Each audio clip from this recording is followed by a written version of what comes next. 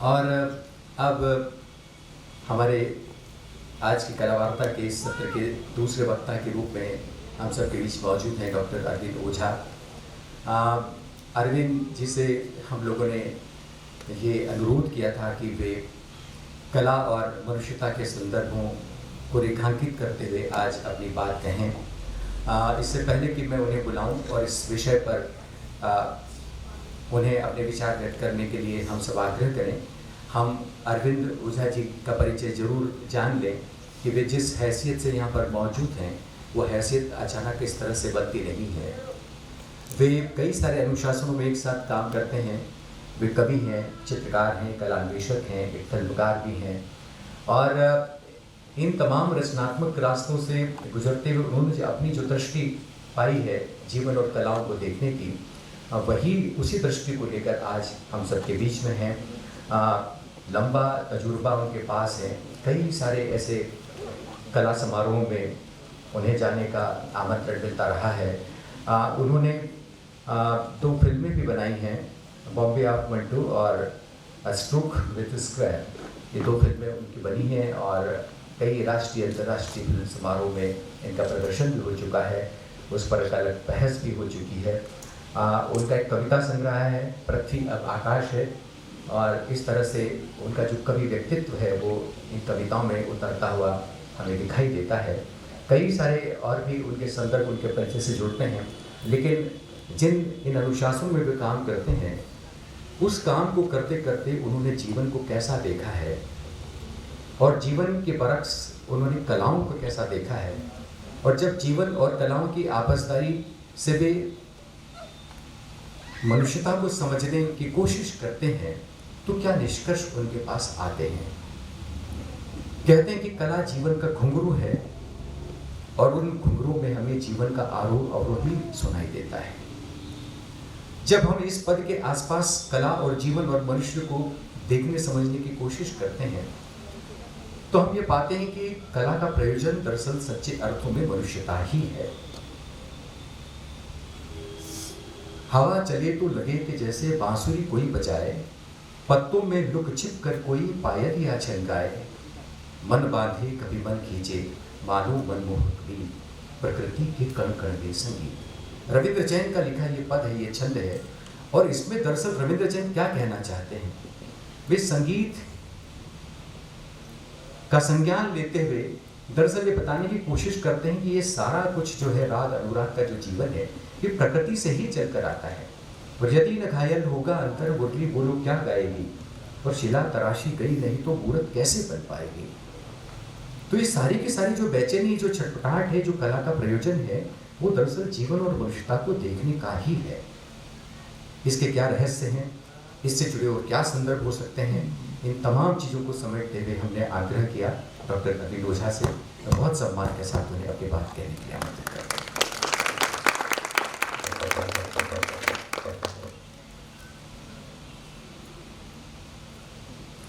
बहुत बहुत धन्यवाद विनय उपाध्याय जी। ऑलरेडी ये रस्तोगी साहब, जैन साहब और इस सभागार में बैठे आप सभी विशिष्ट श्रोतागण, मैं आप सबका हार्दिक अभिनंदन करता हूँ।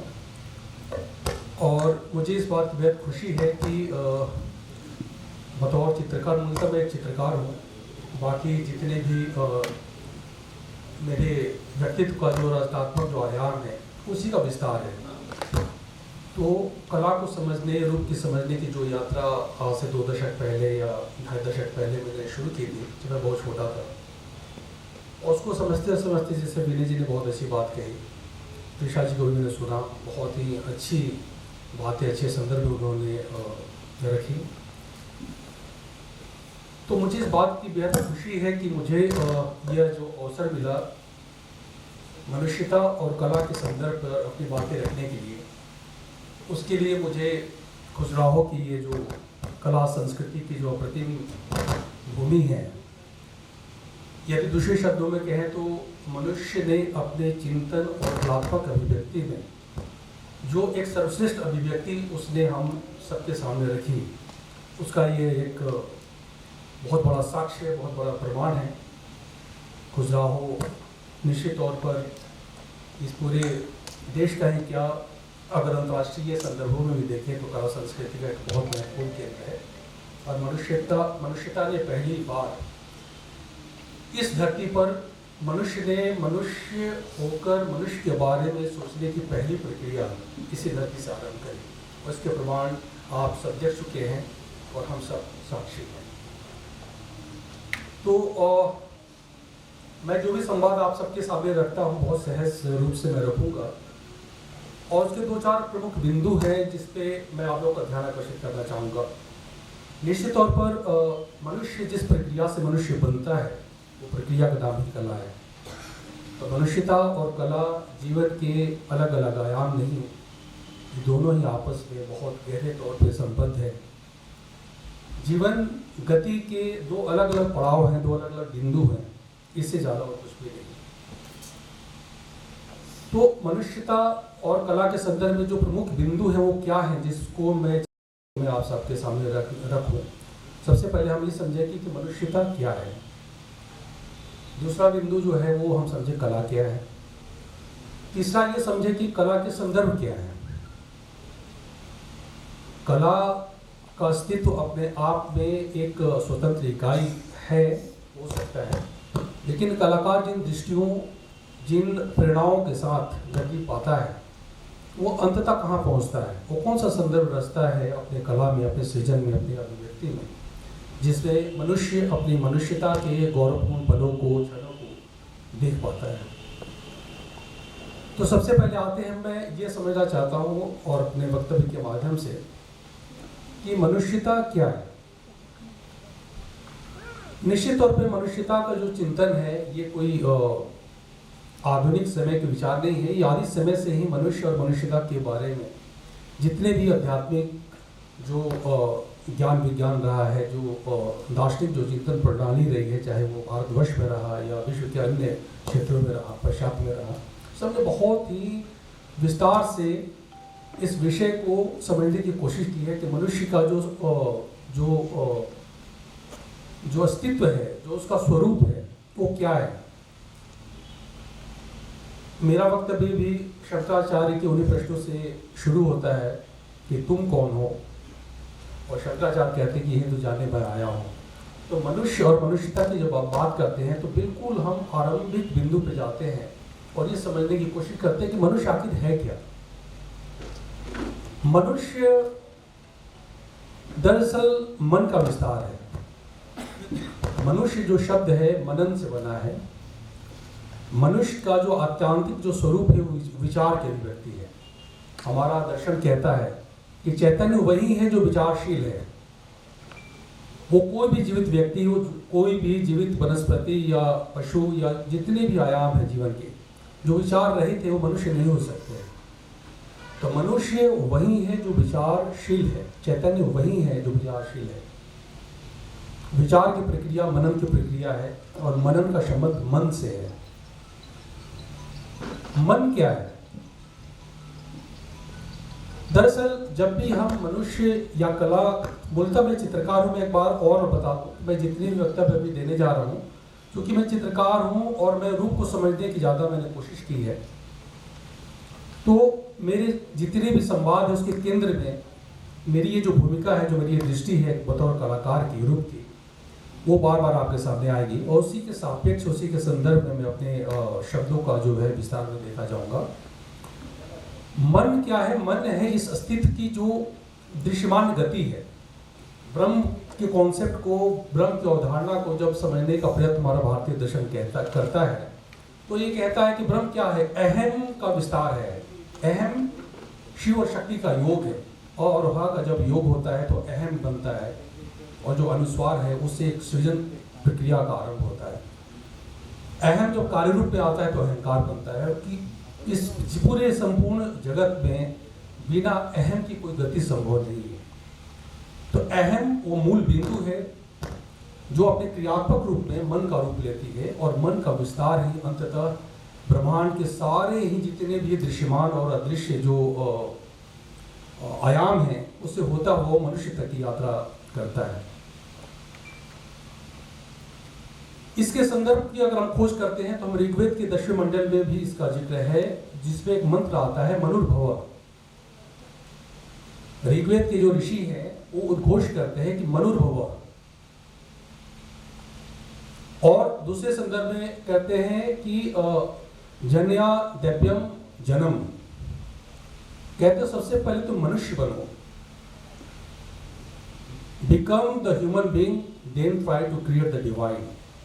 अगर तुम्हें इस जीवन में श्रेष्ठतम अभिव्यक्ति चाहिए, अगर तुम्हें इस जीवन के संपूर्ण स्वरूप को समझना है किसी भी माध्यम से, तो सबसे पहले तुम्हें मनुष्य होना पड़ेगा। इसी बात को कृष्ण भी गीता में कहते हैं कि पौरुषम नृषु, मतलब पुरुष के अंदर जो पुरुषत्व की अभिव्यक्ति है, पुरुष जब अपने उत्तम अवस्था में पहुंचकर पुरुषोत्तम बनता है, तब वो मनुष्य का स्वरूप धारण करता है। तो पुरुषत्व क्या है? ये एक्चुअली अगर हम बहुत, मैं सहज शब्दों में कहूँ कि जितनी भी यात्रा है इस मनुष्यता को समझने के लिए बहुत ही क्रमिक, विचार के स्तर पर भी बहुत क्रमिक विस्तार है। आप सबको पता है हमारे यहाँ इसको भी बहुत ही बड़े आयाम में इस पर चिंतन हुआ है हमारी भारतीय ज्ञान परंपरा में, और कहा गया कि पुरुषत्व क्या है। पुरुषत्व को पुरुषार्थ से जोड़कर देखा गया है कि पुरुष होने का अर्थ क्या है, ऑब्जेक्टिव ऑफ लाइफ है, लाइफ क्या है। तो पुरुषार्थ के जो भी जो तत्व है उस आप लोग परिचित होंगे, धर्म अर्थ काम मोक्ष की जो अवधारणा है। लेकिन महत्वपूर्ण ये बात नहीं है कि उसमें क्या कहा गया है, महत्वपूर्ण ये बात है कि आज के समय में हम किसी भी अभिव्यक्ति विचारों को, शब्दों को अपने किन संदर्भों में विचारें, कैसे उसको जानने का प्रयास करें। धर्म अर्थ काम मोक्ष क्या है? धर्म है आपका स्वभाव। धर्म का अन्य भी बहुत अर्थ है, लेकिन वो अर्थ जो हम बहुत साधारण तौर पर हम यहाँ समझ सकते हैं कि जो व्यक्ति अपने आत्म परिचय को प्राप्त करता है, अपने स्वभाव को जानता है, वो स्व के भाव को समझता है, वही उसके धर्म का आधार होता है, वही उसका धर्म होता है। जो व्यक्ति अपने को ठीक से समझता है वही सही अर्थों में मनुष्य भी है। तो धर्म की जो अगली गति होती है वो अर्थ होती है। जैसे ही मनुष्य अपने को समझ लेता है, उसके जीवन में, उसकी दृष्टि में अर्थ प्रकट होता है। अर्थ का यहाँ जो अर्थ है वो सिर्फ फिनांस नहीं है, लक्ष्मी का स्वरूप। हालांकि अर्थ यहाँ पे जो धर्म है विष्णु का प्रतीक है, और अर्थ जो है लक्ष्मी का प्रतीक है। तो इसमें ये कहा गया है, देखिए कि अगर हम रूपात्मक संदर्भों में इन दार्शनिक तत्वों को समझने की कोशिश करें तो धर्म क्या है? धर्म विष्णु है, वो जो सबको धारण कर रखा हुआ है, पूरे ब्रह्मांड को अपने स्वरूप में जिसने धारण किया। विष्णु क्या है? पूरे ब्रह्मांड का जो प्रथम अणु है वही विष्णु है। तो विष्णु ने जिस स्वरूप को धारण कर रखा है उसको धर्म की संज्ञा दी गई। जिस शक्ति से जिस लक्ष्यात्मक शक्ति से उन्होंने उसको धारण किया है वो लक्ष्मी है। लक्ष्मी के केंद्र में लक्ष्य है। जीवन का अर्थ बगैर लक्ष्य का कोई नहीं समझ सकता है। और विष्णु और लक्ष्मी के योग से जो उनके पुत्र की उत्पत्ति होती है वो कामदेव है। काम है, वो कला है। तो आप ये देखते हैं कि यहाँ पे जब हम देखते हैं तो अपने को समझने की जो प्रक्रिया है, जो आत्म परिचय है, जो स्वभाव है, वही मनुष्यता का आधार भी है। और मनुष्यता अपने संदर्भों में दृष्टि में जो विस्तार पाता है तो कला का रूप लेता है। और जब ये तीनों तत्व संतुलित अवस्था में आते हैं तो मोक्ष की अवधारणा घटित होती है। सांख्य दर्शन कहता है गुणा नाम साम्यावस्था प्रकृति। ये प्रकृति कुछ नहीं है, तीनों गुणों का एक साम्यावस्था है, एक सम है, संतुलन है। हम इस अवधारणा को थोड़ा और विस्तार देते हैं और हम ये जानने की कोशिश करते हैं कि मनुष्यता दर्शन में जब योग और मीमांसा की हम बात करते हैं तो वहां पे योग में भी मानववादी जो दृष्टि है वो ज्यादा मुखर रही है, क्योंकि वहां पे परमात्मा की चर्चा नहीं है।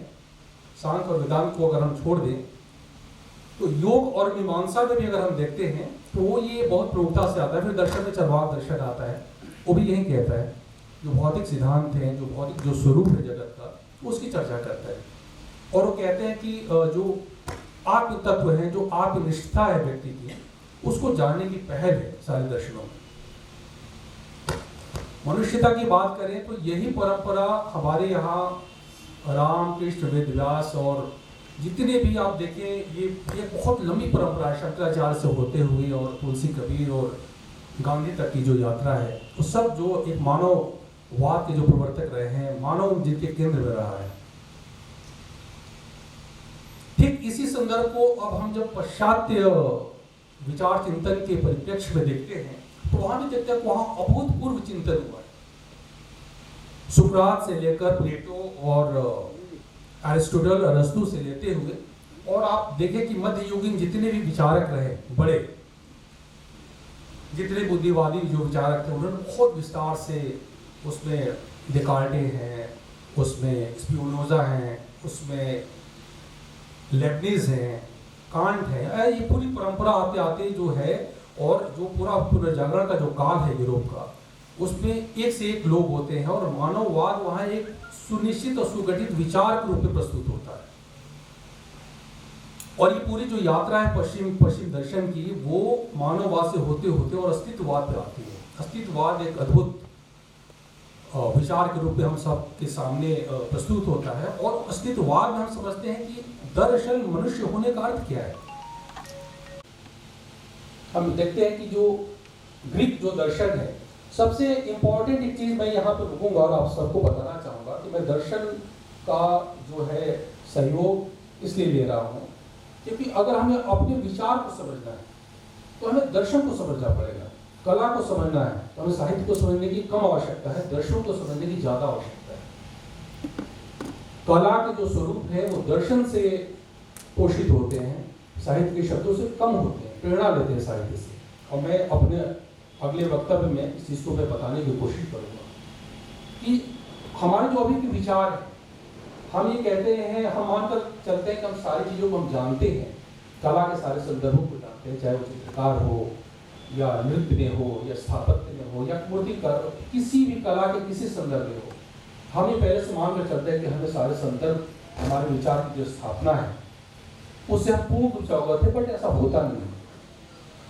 हमारे आज के जो विचार हैं वो कहाँ से उद्भूत होते हैं, इसको समझना बहुत जरूरी होता है।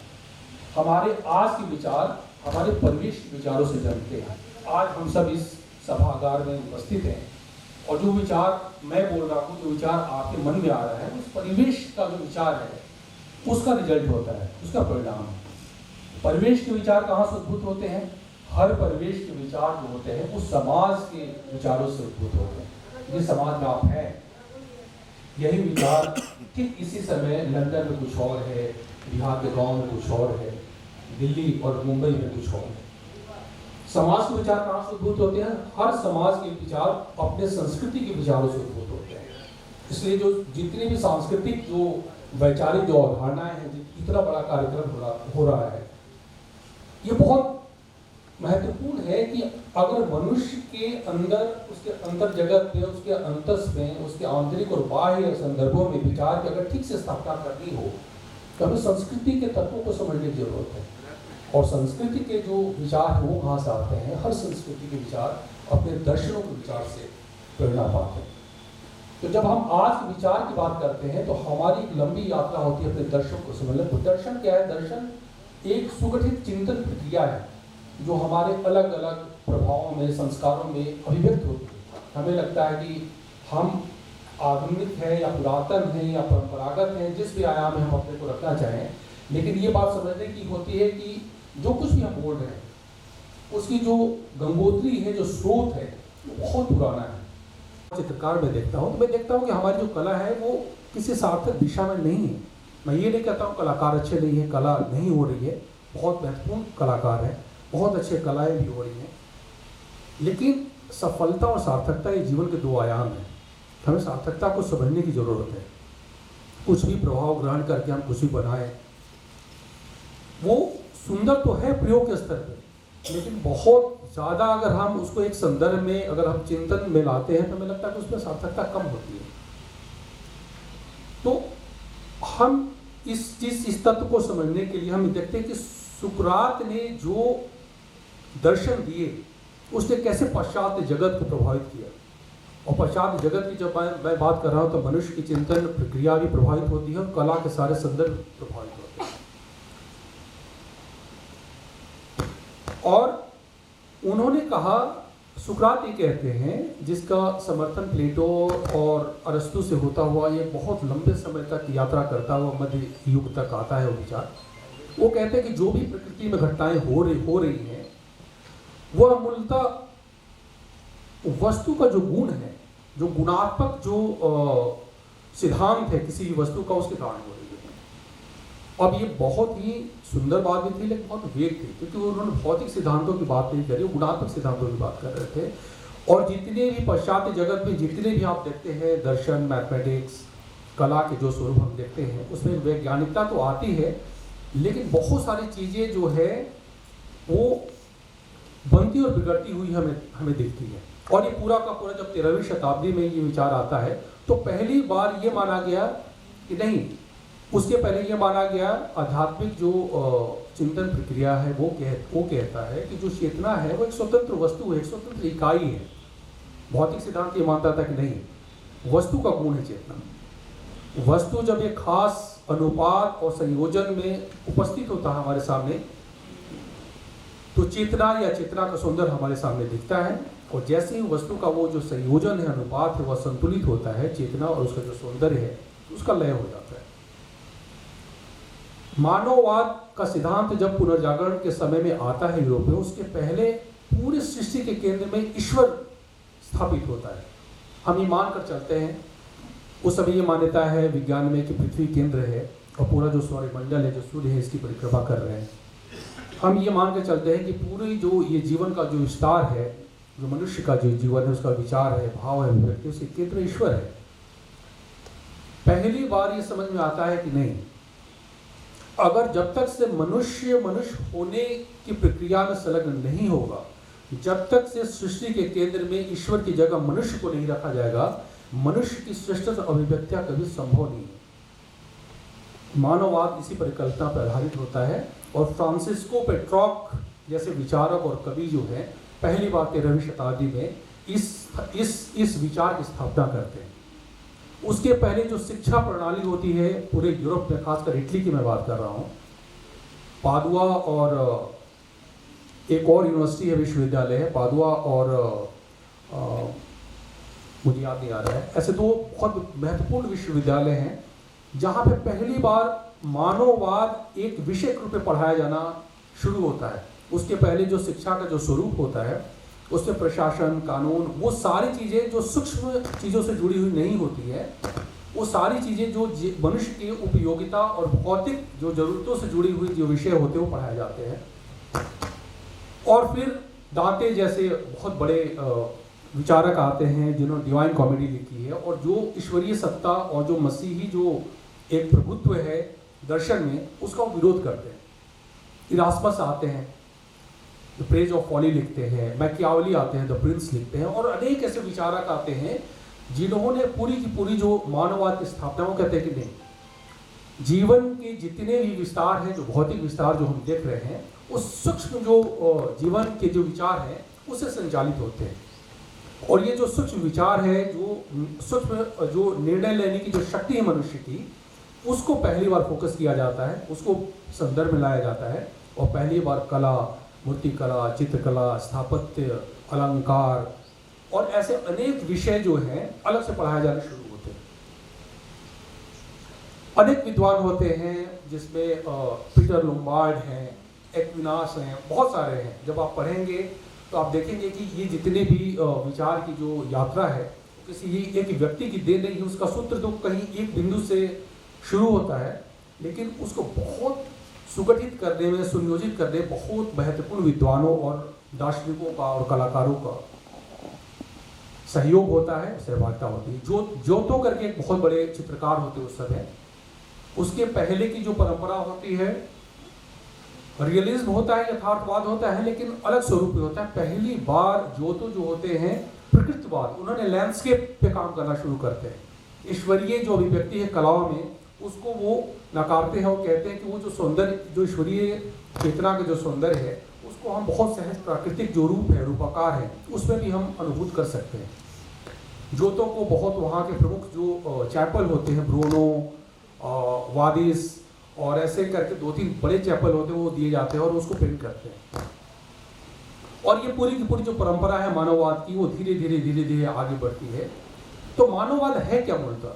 मानववाद की परिकल्पना जब यूरोप करता है, पाश्चात्य जो दार्शनिक करते हैं, चिंतक और कलाकार करते हैं, तो वो कहते हैं कि वो एक ऐसी चिंतन प्रक्रिया जिसमें मनुष्य की अभिव्यक्ति, मनुष्य के मूल्य, मनुष्य की जो दृष्टि है और उसके सिस्टम अभिव्यक्ति की जो संभावनाएं हैं, वो केंद्र में हो। यह माना जाता है कि मनुष्य के अंदर संकल्प की अद्भुत शक्ति है और अगर मनुष्य अपनी इच्छाओं को संकल्प में परिणत कर दे तो जो सेल्फ एक्चुअलाइजेशन है वो संभव हो सकती है। इसमें बहुत बड़े जो विचारक हैं वो कार्ल रोजर हैं और अब्राहम मैस्लो हैं, जिन्होंने बहुत मानववाद को एक अलग तरीके से परिभाषित करते हैं, बहुत साइंटिफिक, बहुत वैज्ञानिक तरीके से करते हैं। मानववाद धीरे धीरे आगे बढ़ता है रेनेसांस में, पुनर्जागरण में, और हम देखते हैं कि अलग अलग जो मैंने ज्योतों की बात करी, फिर मैसेसियो आते हैं। मैसेसियो अपने जो लैंडस्केप है, जो अपने आर्ट है, उससे पहली बार प्रकाश और छाया के जो तत्व हैं उनका प्रयोग करते हैं और ये चीज़ें और आगे बढ़ती है। और आप देखिए वेरेचियो आते हैं, अल्बर्टी आते हैं, फिर लियोनार्डो, राफेल और माइकल एंजेलो जैसे महान जो कलाकार हैं वो हम सबके सामने होते हैं। सब मानववाद की जो चिंतन प्रणाली है उसी के परिणाम होते हैं। पहली बार कहा जाता है कि नहीं, मोनालिसा जैसी पेंटिंग, ला जोगोंडा जैसी पेंटिंग बनाई जाती है। ईश्वर को उसके पहले चर्च चूंकि पेट्रोनाइज करता था, सारे कला जो प्रक्रिया है, जो कार्यक्रम होते थे, उसके मूल में चर्च होता था। पहली बार उसके प्रभुत्व को नकारा जाता है और मानव की जो आत्मिक जो अनुभूति है, जो अभिव्यक्ति है, उसको स्थान दिया जाता है। और अद्भुत, आप लियोनार्डो की जो पेंटिंग है सब आप जानते भी होंगे, वर्जिन ऑन रॉक्स आप देखें, उनके बारे में तो कहा जाता है कि अगर मनुष्यता ने पहली बार संपूर्णता में खुद को अभिव्यक्त किया तो लियोनार्डो के फॉर्म में हमारे सामने आया। A man of power excellence कहा गया। जितने बड़े वो मूर्तिकार हैं, उतने बड़े चित्रकार हैं, उतने बड़े इंजीनियर हैं, उतने बड़े कवि हैं, उतने बड़े स्थापत्य में हैं। वो ऐसा कोई आयाम नहीं है कलात्मक अभिव्यक्ति का मनुष्य का जिसको लियोनार्डो अपनी अभिव्यक्ति में नहीं छूते हैं। सेंट एने विद मरियम ऑन रॉक्स है, मोनालिसा है, द लास्ट सपर अद्भुत पेंटिंग है, म्यूरल है, आप सब जानते भी होंगे क्योंकि कला और शिक्षा से संबंधित जितने जो लोग हैं यहाँ पे उपस्थित हैं। लास्ट सपर में मैं 2-3 चीज़ें बताना चाहूँगा कि लास्ट सपर में पहली बार जो वैज्ञानिक जो अवधारणा है पर्सपेक्टिव की, जैसे सबको पता होगा, पहली बार चित्रों में पर्सपेक्टिव, जो दृश्य को देखने की जो वैज्ञानिक दृष्टि क्या हो सकती है, उसकी स्थापना की जाती है। लाइट और शैडो पे एक अलग तरीके से प्रयोग होते हैं। ऑप्टिकल जो साइंस है उसको लाया जाता है। लियोनार्डो के बारे में तो ये यहाँ तक कहा जाता था कि लियोनार्डो जो कलर्स हैं वो खुद बनाते थे। उनकी एक, मैं बहुत पहले किताब में पढ़ रहा था, उसमें ये भी संदर्भ आता है कि लियोनार्डो जब छोटे होते हैं और किसी स्टूडियो में जाते हैं पेंटिंग बनाने के लिए, सीखने के लिए, तो उनके जो गुरु होते हैं उस समय भी ऐसे ही था। स्टूडियो में बहुत बड़े कैनवास से बहुत सारे कलाकार एक साथ काम करते थे, तो उनको उस पूरे कैनवास में एक छोटा सा जो है दायरा दिया जाता है कि आप इस पर पेंट करें, और 2 परियों को पेंट करते हैं। और कहा जाता है कि वो इतना अद्भुत चित्रण करते हैं, वो इतनी अद्भुत अभिव्यक्ति होती है, क्योंकि लियोनार्डो हमेशा कहते थे इस चित्र में जो आउटर जो अपीयरेंस है वो तो महत्वपूर्ण है, उससे ज़्यादा जो आंतरिक जगत है, जो मनोभाव है, जो संवेग है, उसकी भी अभिव्यक्ति होनी चाहिए। मनुष्य के शरीर का जो गत्यात्मक जो स्वरूप है वो कैसे इंटरेक्ट करता है, मसल्स कैसे काम करते हैं, वो जितने भी वैज्ञानिक दृष्टि हो सकती है उसको पहली बार स्थापित करते हैं। बहुत बाद में ये घटना करीब 500 साल पहले थी। अभी लेट 90s में ये खोज हुआ कि जब उस कैनवास को जिसको उन्होंने पेंट किया था और जब वो एक स्कैन किया जा रहा था और एक खास जो वेव्स हैं उससे होकर जब गुजारी गई तो देखा गया कि सारा जो चित्र है वो तो स्कैन हो गया, लेकिन जो वो दायरा था जो लियोनार्डो ने पेंट किया था वो स्कैन में आया ही नहीं, वो पूरा ब्लैंक था। वैज्ञानिक चकित रह गए कि ये कैसे संभव है। फिर बाद कि लियोनार्डो ने ऐसे कलर्स बनाए थे जो उसको रिफ्लेक्ट नहीं करता था, उस स्कैनिंग की जो लाइट थी, जो मॉडर्न साइंस ने जो लाइट ईजाद करी, एक अद्भुत प्रयोग। एक छोटे से बालक जब उनकी एज 14-15 साल होती थे तब वो रंग कैसे बनाए जाते हैं, उसकी इतनी गहरी वैज्ञानिक दृष्टि, ये अद्भुत है। तो ये जब तक से मनुष्य को मनुष्य होने की अनुभूति नहीं होगी। अच्छा, मनुष्यता है क्या? इसी विचार को माइकल एंजेलो ने David, the fall of man, the last judgment, फिर रॉफेल आते हैं और आप ये देखें मडोना की जो सीरीज बनाते हैं, रिप्सो अद्भुत काम करते, रूबन्स आते हैं। और मतलब आप पुनर्जागरण काल में जब जाते हैं तो वहाँ कलाकारों और वैज्ञानिकों और दार्शनिकों की इतनी लंबी परंपरा है जो बहुत वैज्ञानिक है और मानव के केंद्र में रखकर सारा चिंतन किया हुआ है।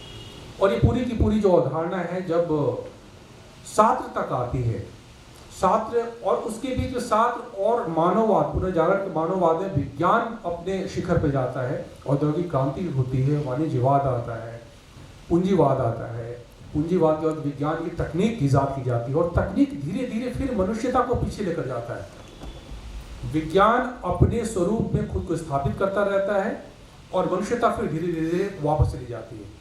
इसी के प्रतिरोध में, इसी को समझने के लिए किरकेगार्ड जो बहुत बड़े दार्शनिक होते हैं वो सबसे पहले अस्तित्ववाद बोलते हैं कि अस्तित्ववाद जो है ना, अस्तित्व, ये सबसे बड़ी संकल्पना है मनुष्य की जागृति में। इसी को विस्तार सार्त्रे देते हैं और कहते हैं कि नहीं, मनुष्य ही केंद्र में, हमें कोई वैज्ञानिक नहीं चाहिए, हमें वैज्ञानिक अवधारणाओं से मुक्ति चाहिए। वो पहली बार डिफाइन करते हैं कि मनुष्य होने का अर्थ है स्वतंत्रता। मनुष्य वही है जो स्वतंत्र है, कलाकार वही है जो स्वतंत्र है। ये स्वतंत्रता है क्या? ज्ञान अर्जित करने की जो प्रक्रिया है वही स्वतंत्रता है। स्वतंत्रता अज्ञान से नहीं आती, हमेशा ज्ञान से आती है। आप जितने नॉलेजेबल होते हैं, जितने आपकी जो अज्ञानता है, जो ड्यूबियस जो थॉट्स हैं जितने क्लियर होते हैं, उतनी ज़्यादा सहजता और क्लैरिटी आती है। सार्त्रे कहते हैं कि मनुष्य वही है जो अपने मनुष्य होने के बोध से अनुप्राणित है और मनुष्य अंततः मनुष्य ही हो सकता है और कुछ नहीं हो सकता है। वो न पशु हो सकता है, न बिल्ली हो सकता है, न जानवर हो सकता है। तो मनुष्य जो है वो अपनी मनुष्यता में सबसे पहला जो तत्व को धारण करता है वो स्वतंत्रता है। वो सारे मनुष्य जो स्वतंत्र नहीं अपने विचारों में, जो डरे हुए हैं, जिनके अंदर भय है, वो चाहे कलाकार हो, मनुष्य का कोई भी रूप हो, वो मनुष्य नहीं है। और ये बहुत ही एक अद्भुत संकल्पना है जो 1940 के आसपास जब उन्होंने बीइंग एंड नथिंग जो किताब है वो लिखते हैं, वर्ड्स में उन्होंने बहुत सारी चीज़ें वो लिखते हैं सार्त्रे। अच्छा, स्वतंत्रता का फिर क्या अर्थ है? स्वतंत्रता का अर्थ बताते हैं कि स्वतंत्रता का अर्थ है चयन। चयन के क्षणों में ही मनुष्यता का जन्म होता है। आपके पास दो विकल्प है, तो आप उन दोनों विकल्पों में किस विकल्प की तरफ जाते हैं यही बताती है कि आपके अंदर मनुष्यता का बोध कितना ज्यादा है। कला उसी स्वरूप को एक दृष्टि देती है। कला कहती है कि श्रेष्ठतर जो अभिव्यक्तियां हैं, ऊर्जा का जो प्रवाह है अभिव्यक्ति में, वो दो धाराओं में बढ़ती है। ऊर्जा कभी अधोगति को प्राप्त होती है, कभी ऊर्ध्वगति को प्राप्त होती है। सारी कलाएं ऊर्ध्वगति की तरफ जाती हुई प्रक्रिया है। और हम देखते हैं कि मनुष्यता को लेकर भारतीय चिंतन प्रक्रिया और पाश्चात्य में जो भी सोचा गया वो अद्भुत था, बहुत अद्भुत है। अब हम आते हैं मनुष्यता के बाद हम कला पे आते हैं। जैसा मैंने कहा कि मनुष्य जिस प्रक्रिया से मनुष्य बनता है वही कला है। कलयति स्वरूपम आविशति वास्तुनि वा, एक संदर्भ आता है कि वस्तु के गुण को संवारने की जो गुणवत्ता है वो कला है। लेकिन इस पे बहुत विचार हुए और कला का जो संदर्भ भारतीय दर्शन में हम जब देखते हैं तो सत्यचित आनंद की अवधारणा है हमारे यहाँ। ईश्वर कहता है, आत्म तत्व कहता है कि मैं सत्य भी हूँ, मैं चेतना भी हूँ और मैं आनंद भी हूँ। तो हमारे यहाँ कला को सबसे ऊपर रखा गया। सत्य क्या है? विज्ञान है। सत्य की खोज विज्ञान है, वैज्ञानिक दृष्टि है। सत्य की अनुभूति जो क्या है वो क्या है? वो धर्म का क्षेत्र है, अनुभूति का क्षेत्र है। और सत्य की जो अभिव्यक्ति है वो कला का क्षेत्र है। हमारे यहाँ कहा गया कि सर्वम सत्य प्रतिष्ठम, सब कुछ सत्य में ही निहित है। और ये बहुत अद्भुत संकल्पना है, अद्भुत विचार है। तो और दूसरे अर्थ में अगर हम देखें तो मनुष्य स्वयं कला की सर्वोत्कृष्ट अभिव्यक्ति है। प्रकृति ने अपनी अभिव्यक्ति में जिन श्रेष्ठ बिंदुओं को छुआ, उस बिंदु में एक मनुष्य भी है। तो हम स्वयं एक कला की अभिव्यक्ति है। जितने भी हमारे विचार हैं, भाव हैं, दृष्टि है, ये सब कलात्मक प्रवाही है, कलात्मक अभिव्यक्ति है। तो मैं क्या कहना चाहता हूँ, मैं अपने वक्तव्य में यही कहना चाहता हूँ कि सबसे पहले जो मेरी जो वैचारिक स्थापना है वो है कि जब तक हम विचार को नहीं समझेंगे, जब तक दृष्टि को नहीं समझेंगे, जब तक दृष्टि के संभाव्य जो आयाम है कि दृष्टि किस संदर्भों में विस्तार ले सकती है, तब तक से कोई भी सृजन सार्थक नहीं हो सकता है। अच्छा लग सकता है लेकिन सार्थक नहीं हो सकता है। हम सबको समझने की जरूरत है कि जो कला है, और एक चीज और मैंने अनुभव की है कि जो कला हमारे यहाँ जो कला है या विश्व की भी जो कला है, हमारे यहाँ एक तो जितना भी जो व्याकरण बना कला को लेकर, जितने भी ग्रामर रचे गए कला को समझने का, वो मूलतः कला कम था, उस साहित्य के जो व्याकरण थे ज्यादा थे। तो हम जब प्री हिस्टोरिक एज से चलते हैं और वैदिक एज होते हुए जब हम भरत मुनि तक आते हैं, उसके बाद फिर ये परंपरा आगे बढ़ती है। क्षेमेंद्र आते हैं, राजशेखर आते हैं, अभिनव गुप्त आते हैं, और जितने भी एस्थेटिशियंस आते हैं, और उन्होंने सुंदर शास्त्र पे जो भी करी, वो जितने भी तत्व गढ़े गए वो साहित्य को संदर्भ लेकर गढ़े गए। कला की जो एक सुनिश्चित जो चिंतन प्रणाली है भारतवर्ष में, वो नहीं रही कभी भी। हालांकि कला की जो अभिव्यक्तियां हैं, जब आप अजंता देखते हैं, एलोरा देखते हैं, जब खजुराहो के मंदिर देखते हैं, कोणार्क देखते हैं, जब आप बुद्ध की प्रतिमाएं देखते हैं, चाहे बनारस, मथुरा, जितने भी, वो अद्भुत मिसाल है कला की। तो सबसे इंपॉर्टेंट ये है कि हम ये चीज समझें कि जब हम कला को समझें, मनुष्यता के संदर्भ में ही कला की सार्थकता है। कांट जब आते हैं तो उन्होंने दो स्वरूप बताते हैं अभिव्यक्ति की। वो कहते हैं कि दो कला की दो अभिव्यक्ति हो सकती है, सौंदर्य के दो आयाम है। एक तो वो जो स्वतः परिभाषित है, जो स्वतः सौंदर्य है, जिसको वो शुद्ध कला कहते हैं, और एक वो जिसका सामाजिक सरोकार हो। कांट एक अद्भुत विचारक आते हैं पाश्चात्य जगत में, और जितने भी पाश्चात्य जगत के विचार हैं उनके सारे गुणसूत्र हमारी भारतीय परंपरा में पहले से मौजूद है। तो इसका मतलब ये नहीं है। अच्छा, हम एक बात और है कि हम जब भी हम ये कहते हैं कि सारी चीजें हमारे भारतीय परंपरा में मौजूद है, तो कहीं ना कहीं एक अवरोध बनता है। बहुत आदर्शवादी है अपनी कला में। कला आदर्श नहीं हो सकती कभी भी। कला वर्तमान है, वर्तमान की गति है, वो यथार्थ चिंतन है। जब भी यथार्थ का वो रूप जब किसी परिधि में बंध जाता है तो वो एक आदर्श का रूप लेता है, और ये हमारे लिए बहुत बाधा है।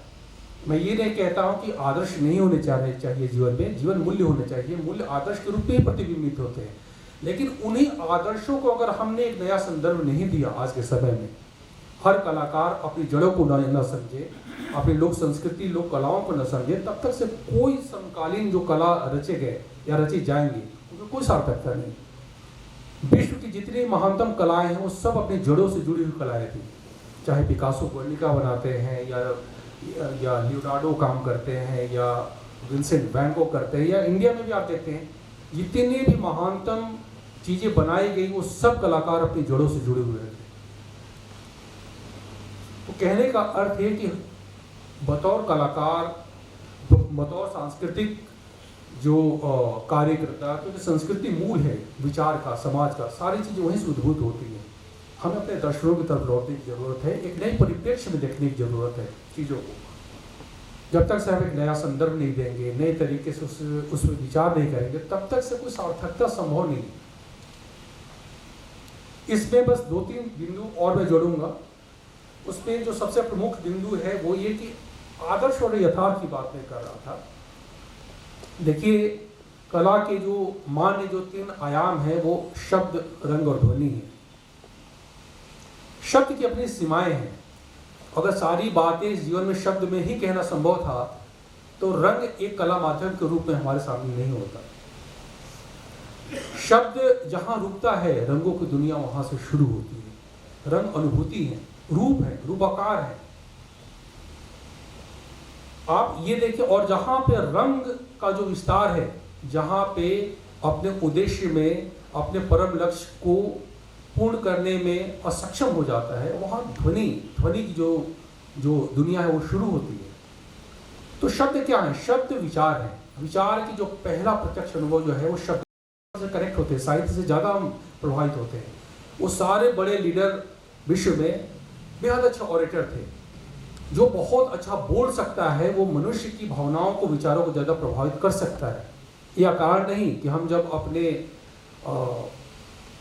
राष्ट्र नेता और जितने भी स्वरूप देखते हैं पूरे विश्व में, वो बहुत अच्छे ऑरेटर्स होते हैं, क्योंकि शब्द की जो गति है, शब्द का जो प्रभाव है हमारे मनस पे, हमारी जो चिंतन प्रक्रिया पे सबसे सहजता से जुड़ता है।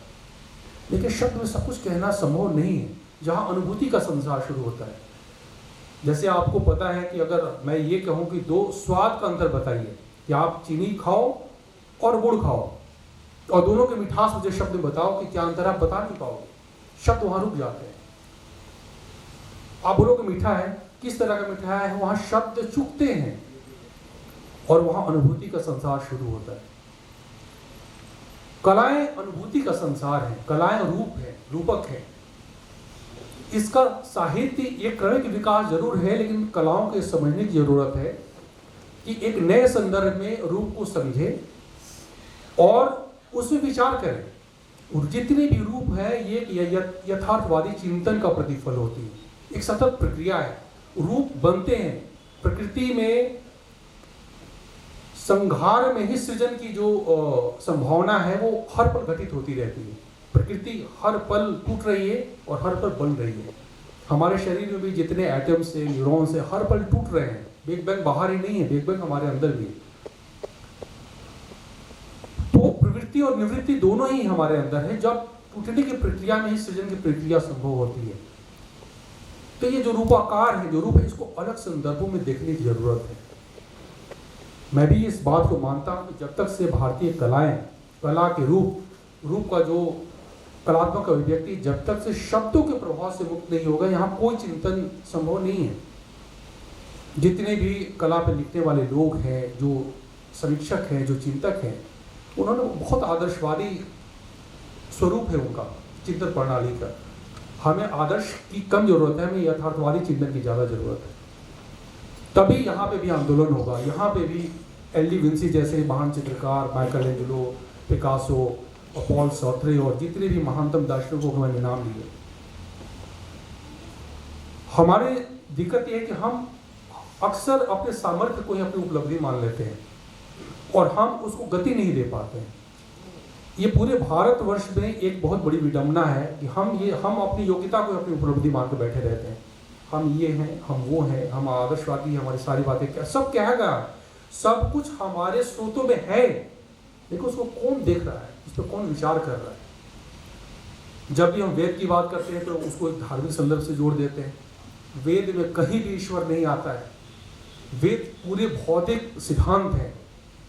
वेद है क्या? जब ये ब्रह्मांड का सृजन होता है, जैसे आप एक फ्रिज खरीद कर लाते हैं और एक मैनुअल आपको पकड़ाया जाता है कि अगर फ्रिज अगर खराब हो तो इस मैनुअल का आप सहारा लें। ऐसे ही जो ब्रह्मांड का सृजन होता है तो उसके साथ कुछ मैनुअल दिए गए हमें वेद के रूप में कि अगर आप इसकी शक्तियों को समझना चाहते हो, इसकी व्यवस्था को समझना चाहते हो, आप प्रकृति से कुछ लेना चाहते हो, कुछ देना चाहते हो, तो आप जाओ उन स्रोतों के पास, देखो उसमें सब कुछ दिया गया है। हमने कभी ऐसे विचार नहीं किए। हमें पुनः मैं खासकर कलाकारों को संबोधित कर रहा हूँ क्योंकि मैं खुद एक चित्रकार हूँ और मैं ये चाहता हूँ कि इसको नई दृष्टि से देखा जाए।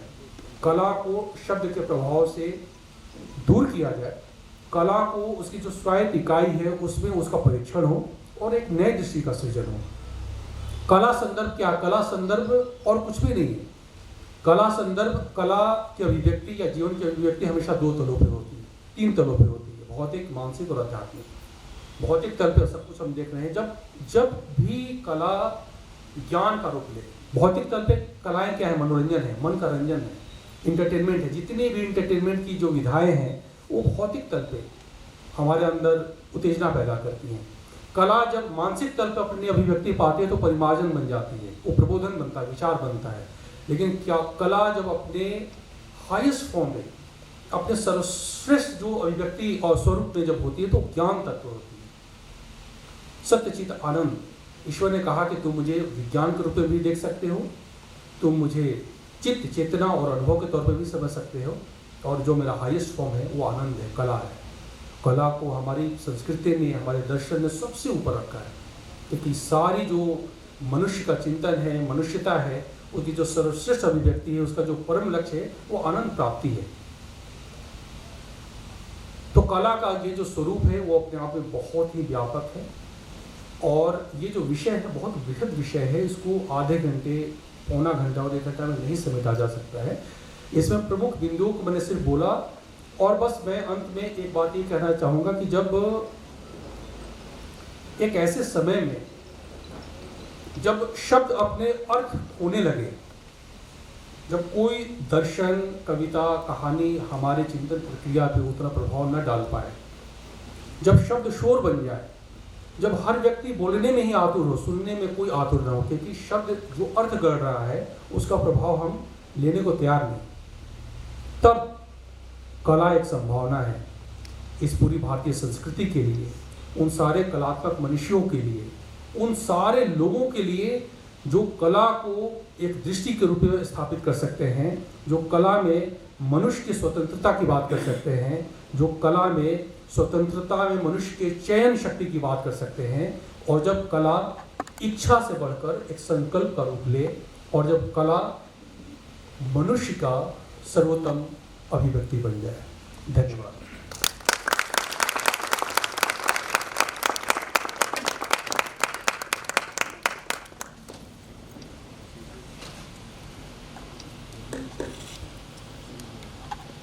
डॉक्टर अरविंद ओझा जी ने कला, मनुष्य और जीवन का क्षितिज विस्तार हम सबके सम्मुख प्रस्तुत किया। समय का अपना दायरा है, लेकिन जो ध्वनि है, उनकी जो अनुगूंज है वो बहुत बड़ी है, और उसने बहुत सारे हमें चिंतन के छोड़ दिए हैं, बहुत सारे पक्षों को उन्होंने उजागर किया। सहमतियाँ, असहमतियाँ किसी भी संवाद को और अधिक विस्तार देती हैं, इसलिए अगर वो हों तो उनका भी बहुत बहुत स्वागत है। लेकिन जो स्थापनाएं उन्होंने अपने वक्तव्य में की, और जिससे मोटे तौर पर उन्होंने कहा कि कला जीवन की आज़ादी का उत्सव है, और हमें अपने तमाम पुरानी विरासत से उसके आदर्श को अक्षुण्ण रखते हुए आज के समय संदर्भित संवेदनाओं को, बोलियों को, चिंताओं को भी कलाओं के परिप्रेक्ष्य में देखने की गहरी ज़रूरत है। और इन तमाम ज़रूरतों को अगर हम इस खजुराहो नृत्य समारोह के आसपास सिमट कर देखें तो ठीक पड़ोस के हमारे इस पांडाल में जब हम हज़ारों कलाकृतियों को चस्पा होते हुए देखते हैं, उनसे अपना तारतम्य जोड़ते हैं, तो मैं ये कह सकता हूँ कि निश्चित रूप से हमारे वक्ती दौर के बहुत सारे संदर्भ हमें इन कलाकृतियों में दिखाई देते हैं। तो ये निश्चित रूप से एक बहुत संभावना का नया आकाश हम खुलता हुआ खजुराहो नृत्य समारोह में देखते हैं। और यही दरअसल हमारी मंशा भी रही आयोजकों की कि खजुराहो नृत्य समारोह सिर्फ और सिर्फ उस चबूतरे या मंच या मंदिर के परकोटे तक रहने वाली गतिविधि ना हो, बल्कि उसमें विचार का आलोक भी उसमें से फूटता हुआ दिखाई दे, और कला वार्ता जैसे जो प्रयोजन हैं वो हमारी इसी मंशा को साकार करते हैं। अरविंद ओझा जी ने जो भी बातें कही, उनका संदर्भ लेते हुए या उसमें कुछ जोड़ने की चेष्टा अगर आपके मन में उपज रही हो तो आप सबका स्वागत है। कल भी बहुत खुलकर संवाद हुआ, बहुत सारे सवाल आए। जी, मैं सबसे पहले अरविंद ओझा को बधाई देना चाहता हूं कि मैंने पिछले अपने 30 साल के पत्रकारी जीवन में कला की जो भारत में क्या एक दुर्भाग्यपूर्ण ये हुआ जयंत भाई कि फाइन आर्ट्स जिसको हम कहते हैं और ललित कलाएं कहते हैं, उसकी जो राष्ट्रीय दुनिया है वो केवल अंग्रेजी में घटित हुई है। पहली बार मैंने हिंदी में इतने विस्तार से कला पर कोई व्याख्यान सुना, जो हमारी मातृभाषा है। मैंने दिल्ली, बॉम्बे, बड़ोदरा, जितने भी, इंदौर तक के आर्ट कॉलेज को आप ले लें, राहुल रस्तोगी जी बैठे हैं, विद्वान हैं, मैंने हिंदी में कोई कलाओं पर विमर्श बहुत कम सुना है। और इन्होंने जो अपने व्याख्यान में इतने विस्तार से सारी चीज़ें अपनी भाषा में कही है, इसके लिए मैं बधाई देता हूँ। अब मेरा सवाल अरविंद जी से ये है कि जहाँ तक हम लोग कलाओं के इतिहास के बारे में जानते हैं, जिसमें पहली बार भारतीय कला में 2 नाम सबसे पहले दुनिया भर में गए, अमृता शेरगिल और राजा रवि वर्मा। उसके बाद बंगाल स्कूल ने पश्चिम के उस सौंदर्य बोध का विरोध किया और उसने कहा, वो खोपड़ी का चित्र बनाने से उसने इनकार किया और कहा कि भारतीयता की जो अवधारणा है वो सत्यम शिवम सुंदरम की है, यानी कि हम अपने आस्वाद और सौंदर्य शास्त्र में विभक्स और हिंसा को ज़्यादा जगह नहीं देते। ठीक है, तो क्या ये नहीं हुआ? और बाद में 42 में जो प्रोग्रेसिव स्कूल बॉम्बे में बना, जिसका कोई संबंध वामपंथी आंदोलन से नहीं है, वो कला में प्रगतिशीलता से है, जिसके हुसैन, शुजा और रजा मास्टर माने गए। तो ये पश्चिम का इतना प्रभाव और इतना आक्रांतत्मा, आप देखिए पश्चिम का हिंदुस्तानी कला पर क्यों हुआ, और जबकि बंगाल स्कूल एक बहुत बड़ा प्रोटेस्ट था पश्चिम के खिलाफ। तो ये कैसे हो गया कि हमारे सारे संदर्भ, सारी चीजें, जबकि हमारे पास खजुराहो 1000 साल पहले का है, कोणार्क है और बाकी चीजें हैं, हमारे पास तानसेन की विरासत है, हमारे पास बहुत सारा कुछ ऐसा है, लेकिन ये कैसे हुआ कि ये सब कुछ पश्चिम अपेक्षा के मुखापेक्षी हो गया? तो क्या भारतीयता, मानवतावाद का भारतीय दर्शन से बड़ा तो कोई संबंध हो नहीं सकता दुनिया में? क्योंकि कल मैं इस पर बताने जा रहा हूँ कि दुनिया भर में हिंसा की जितनी अतिरेकी चीजें हुई, जिसको सिनेमा बताता है, उतनी हिंसा तो हमारे हिंदुस्तान में कभी हुई ही नहीं है। आप महाभारत ले लो या कलिंग युद्ध ले लो, उतनी हिंसा नहीं हुई है। यानी कि भारतीय जनमानस मानवतावादी है, वो अपने चरित्र में मानवतावादी है। तो थोड़ा सा भारतीय कला दृष्टियों पर प्रकाश डालें कि इसका क्या रहा इम्पैक्ट, और क्यों हमारा सारा कला जगत केवल पश्चिम का ही आश्रित रहा। धन्यवाद। हाँ बोलिए, कहीं से बोलिए। ये एक बहुत महत्वपूर्ण संदर्भ है, बहुत अच्छा प्रश्न है सर। और जितनी मेरी समझ है और जितना मैंने इसको समझने की कोशिश की, जैसे मैंने बोला कि भारत में साहित्य और दर्शन पे की जो चिंतन प्रक्रिया थी बहुत सुदृढ़ रही है, बहुत ज़्यादा। कला हमारी आस्था, हमारे रूप और हमारे सौंदर्य और हमारे धर्म, इससे अलग कला का कभी नहीं था। कला जितने भी रिचुअलिस्टिक आर्ट देखते हैं, जितने भी, खजुराहो मंदिर की बात करें तो ये कलात्मक अभिव्यक्ति जरूर है, लेकिन इसके पीछे जो दार्शनिक जो संदर्भ है कला का, वो ज्यादा महत्वपूर्ण है। भारतीय कला अभिव्यक्ति में दर्शन की भूमिका बहुत ज्यादा रही है, बहुत ज्यादा रही है। हम आप एक ये देखें कि जितनी भी जैसे मूर्तियां मैंने बताया, जैसे गंधार से आप एक बुद्ध की मूर्ति लीजिए, एक मथुरा से लीजिए, एक वाराणसी काशी से लीजिए, और जब हम उसका अवलोकन करते हैं, जब उसको हम देखते हैं, तो कहने को तो एक ही है, वो बुद्ध है, लेकिन जो उसकी अभिव्यक्ति है, जो भंगिमा है, जो भाव है, जो उसका दार्शनिक पक्ष है, वो बिल्कुल अलग है, बिल्कुल ही अलग है। मैं क्या कहना चाहता हूँ, मैं सिर्फ ये कहना चाहता हूँ कि चूंकि हमारे यहाँ कला एक प्रमुख तत्व तो रहा, हमारे यहाँ जितने भी, अब इसका दूसरा एक संदर्भ है, जैसे हम ये कहें कि हम बार बार कहते हैं कि भारत ने पूरे विश्व को शून्य का ज्ञान दिया, दशमलव का ज्ञान दिया। अगर शून्य और दशमलव हटा दें तो पूरी जो आधुनिक विज्ञान की जो संकल्पना है वो खंडित हो जाती है। पूरा आधुनिक विज्ञान उसी सिस्टम पे बैठा हुआ। कंप्यूटर की जो बाइनरी सिस्टम है 0-1, अगर 0 ना हो तो चीजें हो ही संभव ही नहीं है। लेकिन हमें ये भी समझने की जरूरत है कि 0 हमने इसलिए नहीं दिया कि हम वैज्ञानिक रूप से बहुत उत्कृष्ट थे। 0 का योगदान विश्व को भारत ने अपनी दार्शनिक क्षमता के कारण दिया। वो जो शून्य था वो ब्रह्म की अवधारणा थी।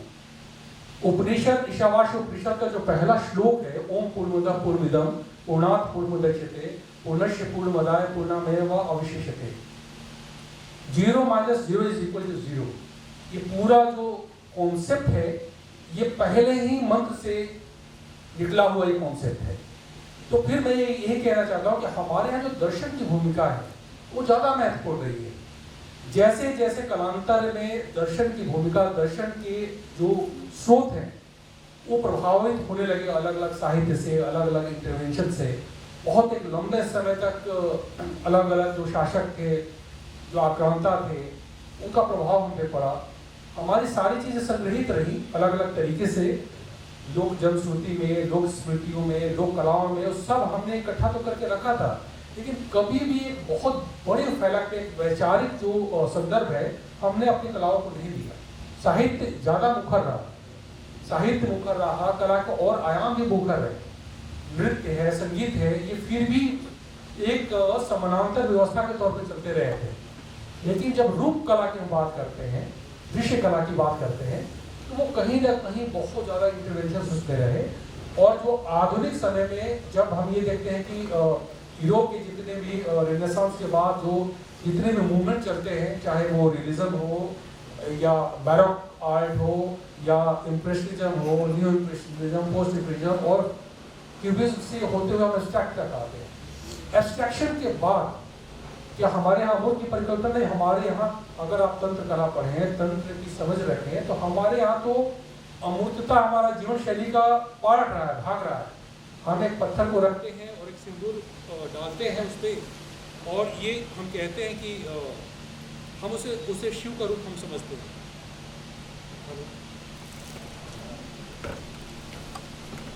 जो कि अभी भी हमारे यहाँ जो कला के इतिहास है 1000 साल का तो नहीं है, आधुनिक कला का, समकालीन कला का, अब ये भी शुरू हुई चीज़ें। उन कलाकारों का जो श्रेय है, योगदान हम कम नहीं आंक सकते जिन्होंने किया, और अलग अलग तरीके से अलग अलग तत्वों को, दर्शन को, चीज़ों को ढूंढने की कोशिश की गई। लेकिन हाँ, ये जरूर था कि जो यूरोप की जो कला थी, क्योंकि वो इतनी व्यवस्थित हो चुकी थी दार्शनिक तौर पे और शिल्प के तौर पे, वहाँ की प्रणाली इतनी ज़्यादा उन्नत हो चुकी थी। आप ये देखें, रियलिज्म में यूरोप की जो कलाएं हैं उसका कोई मुकाबला नहीं है, उच्च शिखर पे है। जब आप टर्नर की एक पेंटिंग देखते हैं, कॉन्स्टेबल की लैंडस्केप देखते हैं, या जब डेविड देखते हैं, या एल डी विंसी की पेंटिंग देखते हैं, या बाद में भी जितने आप देखते हैं, उन्होंने एक एक तत्व को ठीक से विचार किया, उसको विस्तार दिया और उस अमूर्तन के बिंदु पर लाकर छोड़ दिया जहां से आपके पास बहुत ज़्यादा ऑप्शंस नहीं होते हैं कि हम अमूर्तन के बाद हम क्या बढ़ते हैं। साहित्य में, कला में जब हमने अमूर्तता बरतना शुरू किया तो हमारा जो विषय वस्तु था, रूप ज़्यादा प्रभावी हो गया, विषय वस्तु हमारे हाथों से चला गया। शुद्धतम सौंदर्य का रूप अमूर्तन है, लेकिन अमूर्तता क्या है? रूप और विषय वस्तु का अगर योग कोई कला का सौंदर्य है तो अमूर्तता में विषय वस्तु चला जाता है और सिर्फ रूप का सौंदर्य रह जाता है। तो यहाँ पे जब अमूर्तता के बाद जब हमारी जो प्रणाली है, जो चिंतन कला में भारतीय चिंतन जो शुरू होती है, राजा रवि वर्मा है या अवनींद्र टैगोर है या अमृता शेरगिल है, तो बड़े ही मिक्स तरीके से शुरू होती है और फिर धीरे धीरे प्रोग्रेसिव आर्टिस्ट ग्रुप आते हैं। वो भी उस प्रभाव को नहीं छोड़ पाते हैं जो पश्चिमी प्रभाव था, लेकिन उन्होंने जो विषय चूज किए, आप ये देखिए, मैं जमीन पेंटिंग की बात करूंगा जो हुसैन ने बनाई, जो national gallery of modern art Delhi में हमेशा टंगी रहती है, अद्भुत पेंटिंग है। गायतोंडे ने जो काम किया, या उस समय रजा ने वापस बिंदु और नाद बिंदु पे वो गए, तो धीरे धीरे शिल्प के तौर पे, तकनीक के तौर पे हमने प्रभाव ग्रहण किए रहे, लेकिन हमने अपने विषय वस्तु पे बहुत ज़्यादा प्रयोग किए, नए तरीके से किए। वाद विवाद ये तो चलिए, इसका तो कला संवर्धित होती है, अच्छी बात है, लेकिन फिर भी मैं कहता हूँ कि जब तंत्र कला आया, नवतंत्र कला के जो प्रयोग भी शुरू हुए, उसके बाद ये बहुत बड़ा आयाम है। अभी भी हमें ये समझने की जरूरत है कि आज जो समकालीन कला है भारत की, उसकी बहुत बड़ी स्थापना नहीं थी विश्व स्तर पे। कुछ कलाकार हैं जो बड़े हैं, वो भी इसलिए है कि उनका जुड़ाव पश्चिमी देशों से रहा है, उनके पास वो तकनीक है, वो नेटवर्क है। तो जो आज का कलाकार ये मानता है कि जब तक से, अच्छा एक बड़ी विडंबना है जो आपके सवाल का जवाब देते हुए मैं बोलूंगा कि आज के मैं कलाकारों को देखता हूँ कि वो पूरी जो कला है, जो कि मैं डिजाइन कर रहा हूँ 10-15 साल में, एडवर्टीजमेंट कर रहा हूँ, अलग अलग फील्ड में मैंने काम किया है, तो पूरा डिजाइन कला को फॉलो करता है, कला पहली बार डिजाइन की तरफ जा रहा है। वो सिर्फ टेक्सचर बनाने, कंपोजिशंस बनाने और एक उनको अपनी दिशा, अपनी जड़ें समझ में नहीं आती वो करने क्या जा रहे हैं। आप अलग अलग प्रभाव मोबाइल से और यूट्यूब से, फेसबुक से, गूगल से आप लाते हैं और एक कंपोजिशन बनाते हैं और आप उसे चित्र का रूप देते हैं। देखने में सुंदर लगता है, लेकिन ये कहाँ तक आप अगर उसको एक आय का स्रोत मानते तो हो सकता है आपकी कलाएं बिकें, लेकिन आपकी गिनती जब कला का इतिहास लिखा जाएगा, जब कला और संस्कृति की बात होगी, तो आपकी उपस्थिति दर्ज कभी नहीं हो सकती। हर कलाकार को समझने की जरूरत है, वो करे जो भी जरूरी है, आवश्यक है, लेकिन वो अपनी जड़ों की भी तलाश करे। ये बहुत बहुत ज़्यादा जरूरी है। और तमाम चीज़ों के होने के बावजूद भी अभी अद्भुत संभावनाएं हैं, क्योंकि अभी भी हम अपने लोक कलाओं को ठीक से नहीं समझे। मध्य प्रदेश ज़्यादा जागरूक राज्य है। मैं हमेशा देखता हूँ कि जितनी कला के ऊपर जितने आयोजन होते हैं, जितनी संगोष्ठियाँ होती हैं, ये अद्भुत है।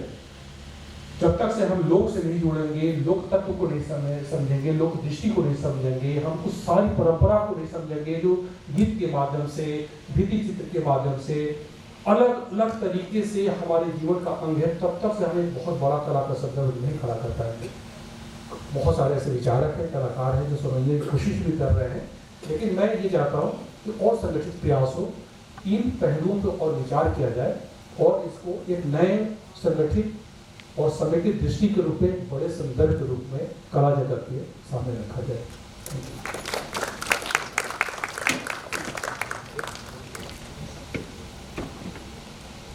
दो तीन बातें हैं मैं भी इसी इंतजार में था कि आप कुछ कहें। हाँ, मैं ये सोच रहा था कि यात्रा वहां तक पहुंचे जहां मैं इस पर सवाल था। हाँ। दो तीन बातें हैं, इसमें कोई शक नहीं है। जो अजीत भाई ने एक बात कही कि ये सच है कि बहुत अरसे के बाद भारत का कलाबोध, भारत की चिंता, भारत के लोग की चिंता, और ये सारी बातें हमारी अपनी भाषा में, हमारे अपने संदर्भों में अरविंद ने कही। साधुवाद। एक बात है जो बहुत टुकड़ों टुकड़ों में मैं कहूँगा, जो मुझे कौंधती है, जो सुनता रहा हूँ मैं और जिस पर मेरा अटूट विश्वास भी है कि भारत में कला शब्द भी संभवतः हमारी 64 कलाओं में से हम जिसकी बात कर रहे हैं वो एक है। हमारा पूरा जीवन 64 कलाओं में बटा हुआ है। संदीपनी आश्रम में आप कभी उज्जैन जाएंगे तो वहाँ पर इसका चित्रण भी हम ही लोगों ने करवाया, वो आप देख सकते हैं। अलबत्ता वो जीवन है। ये तो सिर्फ रूप रचने की बात है कि चूंकि हम लोग, हमारा शरण इतना हो चुका है कि अब हम रूप बिंब प्रतीक के बिना कुछ समझ ही नहीं पा रहे, वरना वो कोई वजह ही नहीं रही। मुझे एक मुनि का नाम बता दीजिए, एक साधक का नाम बता दीजिए, एक ऐसे किसी का नाम बता दीजिए जिसने अपनी बात को कहने के लिए चित्रों का सहारा लिया, या चित्र में गया हो, या कला के किसी दूसरे ऐसे आयाम में गया हो। अगर जीवन का सत्य उसे उद्घाटित हो गया है, जो कि अंत में वही सबसे बड़ा है, सबसे जरूरी है। इससे पहले के वक्तव्य में भी और अभी भी पहले हिस्से में अरविंद जी ने इसी बात को कहने की कोशिश की कि मनुष्य होना तो जरूरी है ना। अब वो मनुष्य होने की जो शर्तें हैं वो अगर आपके पास नहीं खुली हुई हैं, आपको नहीं मालूम है, तो आप कैसे मनुष्य हो पाएंगे? सशरीर होना, जिंदा होना मनुष्य होना नहीं, मनुष्य तो होना पड़ेगा। मैं एक बात लगातार कई सालों से कह रहा हूँ कि आप अपने आप को बहुत भाग्यशाली मानिए कि आपको ईश्वर ने ये जो कलाकार होने का तमगा है वो दे दिया है। इसको संभाल के रखिए, इस पे इतराइए, इस पर सिर्फ इतराइए नहीं, इस पर काम करिए, क्योंकि ये तो तय है कि आप एक खास श्रेणी में शामिल हो चुके हैं, शुमार हो चुके हैं। अब उसमें आप कैसे अपने आप को इतना इस तरह का बनाएं कि आप एक कला मनुष्य की तरह पेश आएं, और आपकी मनुष्यता, आपका मनुष्य होना और ये कला के तमाम सारे संदर्भ, ये सब जुड़ते रहेंगे। एक और पक्ष जो मतलब जिसने मुझे अभी प्रेरित किया वो है लोक, जो अरविंद ने भी कहा, ये सच है। आपको मालूम है कि हमारे यहाँ किसने कहा कि हम एस्थेटिक, हमारे यहाँ कभी भी शास्त्र की तरह नहीं होता। भारत शास्त्र में नहीं है। उसने जो आपने बताया उसने तो सब लिख के छोड़ दिया, दे दिया आपको, अब आप समझें, आप जाने, आप करें उसका। हम सौंदर्य को शास्त्र की तरह नहीं, हम बरतते हैं, हमारे जीवन में हमारी रोटी गोली होगी, पूरी दुनिया ने अपना ली। हमारे यहाँ तो लोक में संध्या पर्व आता है और 16 दिन में जो कुछ भी एक हाई रिलीफ, आपकी भाषा में जो हाई रिलीफ गढ़ा जाता है वो एक समय विशेष के लिए होता है, अपने आप नष्ट हो जाता है। हम उसे किसी संग्रहालय में नहीं रखते, हम मानते ही नहीं है। हम कहते हैं तो जीवन जिस तरह चरैवीति में यकीन करता चलता रहता, रोज की बात है, वो भी हमारा एक हिस्सा है। अब उसमें फूलों से बनी कि दाल से बनी कि पन्नी से बनी या काहे से बनी, रूप है, रच दिया, उसके पीछे का अनुष्ठान जरूरी है, उसके पीछे की सोच जरूरी है।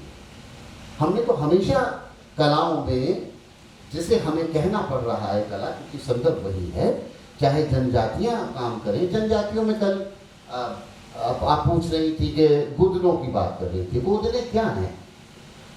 गोदने उनके गोत्र हैं, उनके गोत्रों का चिन्हांकन है, उनका ये अटूट विश्वास है कि ये मृत्यु के बाद भी परलोक में उनके साथ रहेगा, जो उनकी पहचान स्थापित करेगा। इतना गहरा विश्वास है हमारा। हम उसे कला की तरह नहीं, जीवन की तरह अपनाते हैं, हमारे होने के अर्थ में अपनाते हैं। तो हमें उसके लिए किसी की छाप की जरूरत नहीं है। अजीत जी ने एक चिंता जाहिर की और जो बहुत ही बढ़िया जवाब भी नहीं कहे, अपनी बात को अरविंद ने कहा कि जहाँ तक उधर देखने की बात है तो ये सच है कि 400-500 सालों में मान लीजिए कि वहाँ से एक भाषा हमको मिलती है, तो अब हम सिर्फ इसको साबित करने में एक समाज जुट गया कि हम उस भाषा की कसौटी पे कितने खड़े हैं। अरे भाई क्यों मत करिए ना, आप तो हैं ही खड़े, उन्हें साबित करना है, उन्हें हमसे मुकाबला करना है। हम किसी को छोटा नहीं साबित कर रहे थे। बड़े कलाकार हैं, बड़े पेंटर हैं, उन्होंने जीवन की दर्शन, बहुत बड़ी बात एक और कही जो अरविंद ने, बहुत सुंदर बात है कि हम दर्शन पे यकीन करते हैं, हम दर्शन से संचालित होते हैं। हमारा कला तत्व दर्शन में छुपा हुआ है, दर्शन समझिए। तो मैं ये कहूँगा कि हम रूप में आ रहे हैं उतना हमारा शरण हो रहा है, क्योंकि हमारे विश्वास भी उतने ही क्षरित हो गए। तो फिर हमें कुछ चाहिए, हमें कुछ चाहिए, हमें कुछ बताना है, कुछ भी। आपने एक पेंटिंग बनाई महाकाल की, बैठे तो हैं, वहां बैठे हुए हैं वो, और कहाँ नहीं है, जहाँ काल है वहां महाकाल है। तो पर हमें रूप चाहिए, तो हमने एक रूप करने की कोशिश करी। आप उस पर कहने की क्या कोशिश कर रही हैं? एक समय और देश काल को ही तो, उससे ही तो बाहर जाने की कोशिश है ना आपकी, तभी तो आप महाकाल को रच पाएंगी, नहीं तो महाकाल को कैसे रचेंगी आप? तो ये तमाम सारे जो हमारे लोक के और जनजातियों के अपने जीवन शैली है, और लोक भी क्या है, हम ही लोग हैं, जनजातियाँ क्या है, हम ही जनजाति हैं, सिर्फ हमने कपड़े बदल लिए हैं अपने। एक और बात ये है कि मुझे लगता है कि भारत के पास दर्शन और ज्ञान है, उसका जो विज्ञान रचना है, रचने के बाद उसका दर्शन रचना है, वो पश्चिम ने किया। हमने तो उसमें विश्वास किया, उसी को अपनाया। अब हम रचें कि न रचें, और हमारे यहाँ की यूँ भी कहा जाता है कि बहुत बड़ा कलाकार है, उस कलाकार के मतलब कुछ और है, मतलब वो जीवन में बहुत सारी कलाकारी करता है। ध्यान रखना, देखते रहना। खैर बहरहाल संदर्भवश बस यूँ ही मन में आया और बहुत अच्छा लगा। अरविंद जी ने, कोई शक नहीं है, हालांकि उनके पूरे वक्तव्य में ये भी था कि समय कम है और विषय थोड़ा जटिल है। अगर ये जब कभी भी हमें समय मिलेगा, ये बार बार आएंगे और बार बार एक चीज़ को तफसील से बताएं, इनके मन में जो भी चल रहा है, क्योंकि ये शुद्ध भारतीय चेतना के आदमी है।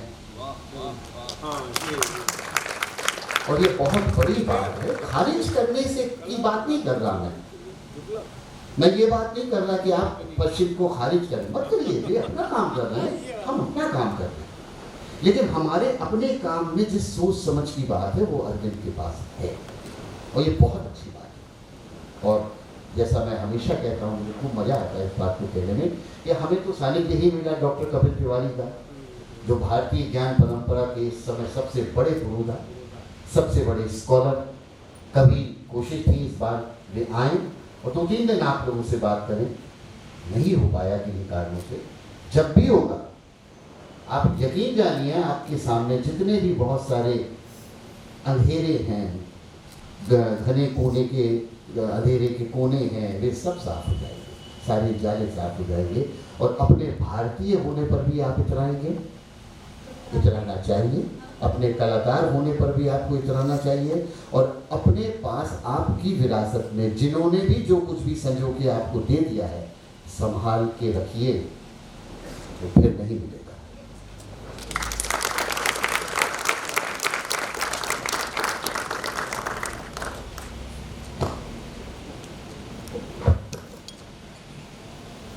अरविंद ओझा जी के वक्तव्य का ऐसा विस्तार होगा और हम वास्तव में जड़ तक पहुंचेंगे और फिर अपनी नई चटपटाहट के साथ सामने आएंगे। ऐसा मैं कह सकता हूं कि यकीन था भी, यकीन नहीं भी था, लेकिन ये हुआ, ये सच है। और कहते हैं कि जो अंत भला सो सब भला। अभी राहुल जी ने जो बात कही, मुझे मालूम कि जिस स्कूल से चल कर वे आते हैं उस स्कूल में निश्चित रूप से यही उन्होंने पढ़ा और जो बाद में एक सूत्र की तरह दिया कि हमारे जनजाति और लोक जीवन में जिसे हम अपने आदि पुरुष मानते हैं, उन्होंने जीवन, संस्कृति और कलाओं के बीच में एक सरल रेखा खींचते हुए देखी और उसी को दरअसल आत्मसात भी किया। और वहीं से चलकर हमारे पास हमारी आधुनिक कलाओं का चेहरा आता है, लेकिन उस सच को ठीक से पहचानने की दरकार जरूर है। ज्ञान की परंपरा जिसका जिक्र किया और कपिल तिवारी जी ने तो स्थापना बहुत पुरजोर तरीके से की। एक शब्द की परंपरा से हमारे पास ज्ञान आता है और एक कला की परंपरा से आता है। तो दोनों ही परंपराओं से जो हमारे पास ये ज्ञान चलकर आता है और हमारे यहाँ हमारे इन आदि पुरखों ने शब्द की परंपरा में भी हमें ज्ञान दिया, भारतीय बोध को समझाया और कला की परंपरा से भी समझाया। लेकिन जिस सहजता के साथ में उन्होंने आत्मसात किया, रूपायित किया और उसमें जीवन के उस शाश्वत संदेश को उन्होंने प्रक्षेपित किया, दरअसल आधुनिक कलाकारों को, नए कलाकारों को वहाँ तक जाने की ज़रूरत है। और यही आज के मैं समझता हूँ कि हमारे इस वक्त का सार भी है, ये मैसेज भी है, ये संदेश भी है। बहुत बहुत धन्यवाद अरविंद जी, बहुत ही सुगठित सारभूत वक्तव्य आपने आज हम सब लोगों को दिया और मनुष्यता को भी, कलाओं को भी, जीवन को भी नए अर्थों में देखने परखने की हमारे भीतर जो कौतूहल और जो चेष्टाएं उठ जाए, उसके लिए आपका बहुत बहुत साधुवाद और बहुत बहुत धन्यवाद। आप सब लोगों ने जो सवाल किए, अपनी बातें जोड़ी, मैं आप सब लोगों को भी इस कला वार्ता के मंच से धन्यवाद ज्ञापित करना चाहता हूँ।